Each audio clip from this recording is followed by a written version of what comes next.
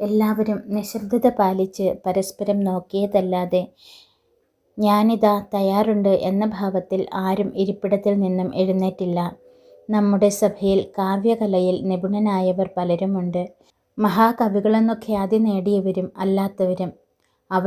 അവരെ വെല്ലാൻ കഴിയുന്ന നാഗരികരാരെങ്കിലുമോ ഈ സമസ്യാപൂരണം നിർവഹിക്കുമെന്ന് എനിക്ക് വളരെ പ്രതീക്ഷയുണ്ടായിരുന്നു. ഗുരുകുലത്തിലെ യുവമനസ്സുകളിൽ ഭാവനയുടെ ജ്യോതിസ്സുകളുണ്ടാകുമെന്ന് ഞാൻ പ്രതീക്ഷിച്ചു. എല്ലാവരും എന്നെ നിരാശരാക്കുകയാണ്. വിക്രമാദിത്യൻ രാജ്യസഭയിൽ എല്ലാവരുടെയും ഭാവം ശ്രദ്ധിച്ചുകൊണ്ട് പറഞ്ഞു. മഹാരാജൻ, അങ്ങ് സാധാരണയായി ഇത്തരം പ്രശ്നങ്ങൾ അവതരിപ്പിക്കുമ്പോൾ യുക്തമായ സൂചനകൾ കൂടി നൽകാറുണ്ട്.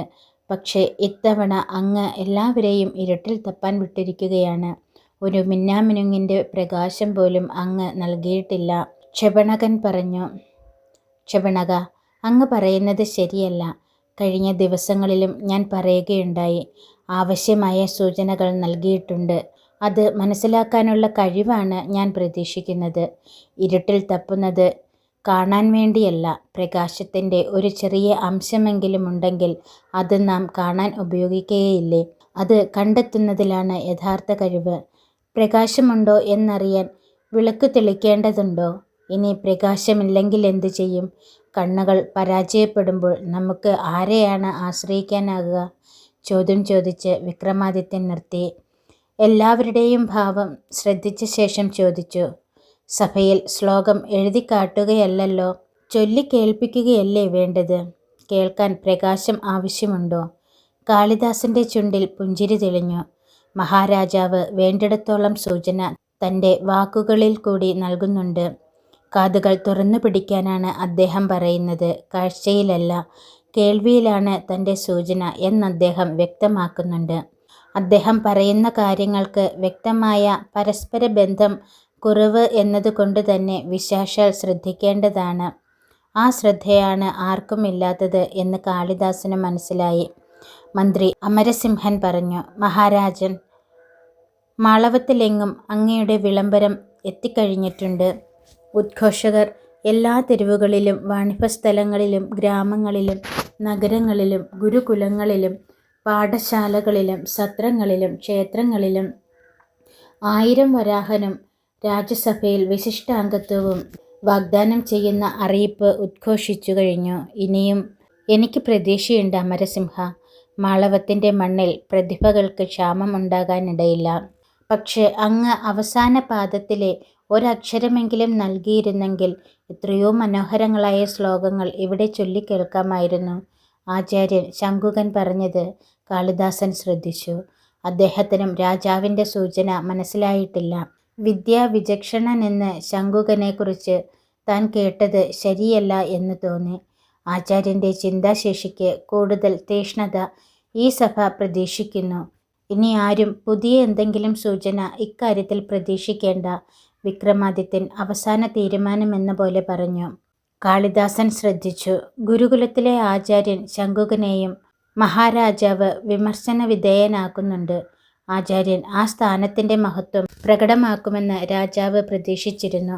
ആരും മുന്നോട്ട് വരുന്നില്ല എന്ന് കണ്ടപ്പോൾ തൻ്റെ ശ്ലോകം അവതരിപ്പിക്കാൻ സമയമായി എന്ന് കാളിദാസന് തോന്നി.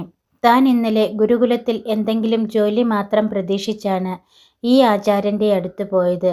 എന്നാൽ ഇന്നിപ്പോൾ എൻ്റെ ശ്ലോകം മഹാരാജാവിന് ഇഷ്ടപ്പെട്ടാൽ ഉജ്ജയിനിയിലെ രാജ്യസഭയിലെ വിശിഷ്ടാംഗത്വമാണ് തന്നെ കാത്തിരിക്കുന്നത്. ഒരുപക്ഷെ ഇന്നലെ ആചാര്യൻ തന്നോട് വിശദമായി സംസാരിക്കുകയും തന്നെ ഗുരുകുലത്തിൽ ഏതെങ്കിലും ജോലിക്കായി നിയമിക്കുകയും ചെയ്തിരുന്നെങ്കിൽ മഹാരാജാവിൻ്റെ സമസ്യയുടെ ഉദ്ഘോഷണം താൻ കേൾക്കുമായിരുന്നില്ല. തനിക്കായി തയ്യാറാക്കിയ സമസ്യയാണിതെന്ന് തോന്നിപ്പോകുകയാണ്. കാളിദാസന് താൻ പൂർത്തീകരിച്ച ആ വരികളിൽ തികഞ്ഞ വിശ്വാസമുണ്ടായിരുന്നു. ആരെങ്കിലും എന്തെങ്കിലും പറയാനായി എഴുന്നേൽക്കുന്നുണ്ടോ എന്ന് കാളിദാസൻ ഒരിക്കൽ കൂടി ശ്രദ്ധിച്ചു. സഭയിൽ നിശബ്ദത തളം കെട്ടി നിന്നു.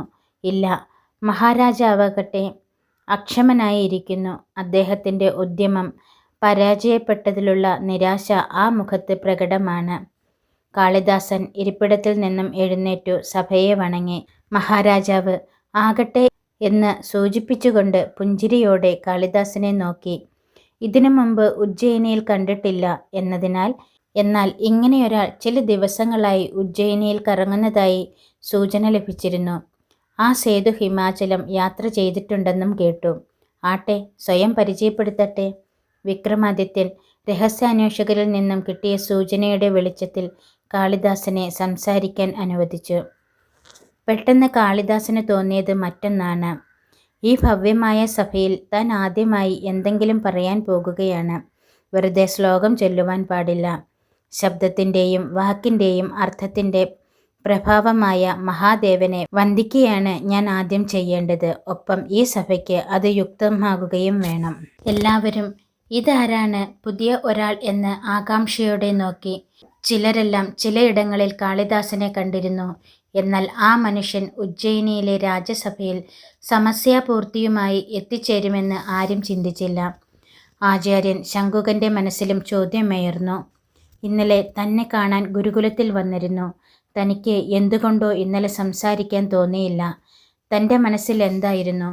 അറിവുള്ള തീർത്ഥാടകൻ എന്ന നിലയിൽ ഇദ്ദേഹം ആദ്യം ഗുരുകുലത്തിലെത്തി ആചാര്യനായ തന്നെയാണ് കാണേണ്ടിയിരുന്നതെന്ന ചിന്തയാണോ തൻ്റെ മനസ്സിൽ ഇയാളോട് ഈർഷ്യമുണ്ടാക്കിയത്? അതോ ആർഷഭൂമിയിലെങ്ങും ഹിമവൽ ശൃംഗങ്ങളിലും തീർത്ഥാടനം നടത്തിയ വ്യക്തിയോട് മനസ്സിൽ അറിയാതെ തോന്നിയ അസൂയയോ? അതോ ഗണിക അനങ്കവല്ലിയുടെ അടുത്തെത്താൻ ധൃതിയായിപ്പോയിരുന്നതുകൊണ്ടോ? ശങ്കുകൻ തൻ്റെ പ്രവൃത്തിയുടെ കാരണം കണ്ടെത്താൻ ശ്രമിച്ചു. കാളിദാസൻ ഒരു നിമിഷം കണ്ണടച്ച് കൈലാസേശ്വരനെ നമിച്ചുകൊണ്ട് അദ്ദേഹം ശ്രേയസേകട്ടെ എന്ന് പ്രാർത്ഥിച്ചു. വേദാന്തേഷു യമാഹുരേഖ പുരുഷം വ്യാപ്യ സ്ഥിതം രോദസി യസ്മിന്നീശ്വര ഇത്തിനന്യവിഷയ ശബ്ദോ യഥാർത്ഥാക്ഷര അന്തര്യച്ഛ മുമുഷുഭിർനിയമിത പ്രാണാദിഭിർമൃഗ്യത്തെ സസ്ഥാണു സ്ഥിരഭക്തിയോഗസുലഭോ നിശ്രയസായാസ്തു വഹ. സഭയിൽ ആകാംക്ഷ നിറഞ്ഞ നിശബ്ദത പരന്നു. എല്ലാവരുടെയും ദൃഷ്ടികൾ സാഗൂതം കാളിദാസനിൽ തറച്ചു നിന്നു. കാളിദാസൻ അവർക്ക് അപരിചിതനായിരുന്നു. ജ്ഞാന തേജസ്സാണ് തങ്ങളുടെ മുന്നിൽ നിൽക്കുന്നതെന്ന് കാവ്യശാസ്ത്രാദികൾ അറിയുന്ന ഏവരും മനസ്സിലാക്കുന്നുണ്ടായിരുന്നു. ഇങ്ങനെയൊരു ശ്ലോകം എങ്ങും കണ്ടിട്ടില്ല, കേട്ടിട്ടില്ല. തങ്ങളൊക്കെയും കാവ്യശാസ്ത്രാദികൾ പഠിച്ചിരിക്കുന്നു. ലഭ്യമായ മിക്കവാറും എല്ലാ രചനകളും തങ്ങൾക്കറിയാം. പക്ഷേ അതിലെങ്ങും സ്ഥാണുവിനെ നമിക്കുന്ന അർത്ഥസമ്പുഷ്ടമായ ഇങ്ങനെയൊരു ശ്ലോകം കണ്ടിട്ടില്ല. ഉജ്ജയിനിയിലാരും ഇത് ചൊല്ലുന്നത് കേട്ടിട്ടുമില്ല. ഏതെങ്കിലും കാവ്യത്തിൽ ദൃശ്യമായിരുന്നെങ്കിൽ ഇതിനകം പ്രസിദ്ധി നേടുമായിരുന്ന വഴികൾ.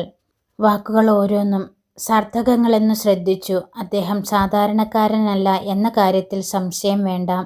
സമസ്യാപൂർത്തി ഇദ്ദേഹത്തിൻ്റെ പക്കലുണ്ടാകും. വിക്രമാദിത്യൻ മനസ്സിൽ പറഞ്ഞു. ഇനി സമസ്യാപൂർത്തി അദ്ദേഹത്തിൻ്റെ പക്കലില്ല എങ്കിൽ പോലും ഇദ്ദേഹം ഒരു മഹാപ്രതിഭ തന്നെയെന്ന കാര്യത്തിൽ സംശയം വേണ്ടെന്നു വിക്രമാദിത്യന് തോന്നി. ഇങ്ങനെയൊരു ശ്ലോകം രചിക്കാൻ കഴിവുള്ളയാളാണെങ്കിൽ അത് കാവ്യകലയിലെ പ്രാവീണ്യമാണ് കാണിക്കുന്നത്. അതും ശ്ലോകത്തെ തൻ്റെ സമസ്യയായി നല്ല ഭംഗിയായി ബന്ധിപ്പിച്ചിരിക്കുന്നുവെന്ന് വേണം ഇത് കേട്ടിട്ട് കരുതുവാൻ.